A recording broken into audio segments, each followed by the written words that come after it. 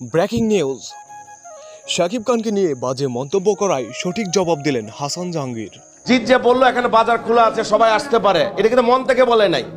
সম্প্রতি কলকাতার এক সংবাদ মাধ্যম জিৎকে শাকিব খানের তুফান সম্পর্কে জিজ্ঞাসা করায় উত্তরে জিৎ বলেন, বাজার খোলা আছে, যে কেউ আসতে পারে। আর এরই প্রতিক্রিয়া হিসেবে লাইভে এসে হাসান জাহাঙ্গীর বলেন, 20 লক্ষ টাকা চলে এসেছিল সিনেমার বাজেট। সিনেমার বাজেট 20 লক্ষ টাকায় নেমে পড়েছিল আর এখন 10 কোটিতে উঠেছে। এর জন্য শাকিব খানের অবদান রয়েছে। শাকিব খান সম্পর্কে হাসান জাহাঙ্গীর আরও বলেন, বর্তমানে বাংলাদেশের নাম্বার 1 নায়ক শাকিব খান।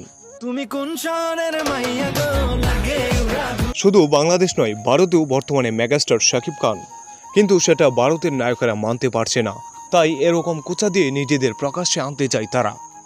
এ নিয়ে তিনি আরও বলেন, আমরা ভালোবাসি মন থেকে, ওরা মন থেকে ভালোবাসে না, ভালোবাসে উপর থেকে। অথচ যখন দেব এবং জিৎ বাংলাদেশে আসে তখন আমরা ওনাদের ঠিকই সম্মান করি।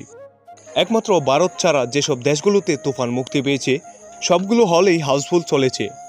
এতে পরিষ্কার বোঝা যায় বাংলাদেশের সিনেমাকে ওরা হিংসা করে। তো ভিউয়ার্স, বাংলাদেশ এবং ভারত সম্পর্কে আপনার যদি কোনো মন্তব্য থাকে তাহলে অবশ্যই কমেন্ট বক্সে জানাতে ভুলবেন না, এবং শাকিব খানের সকল ভিডিও পেতে হলে অবশ্যই চ্যানেলটি সাবস্ক্রাইব এবং লাইক দিয়ে রাখবেন। ধন্যবাদ।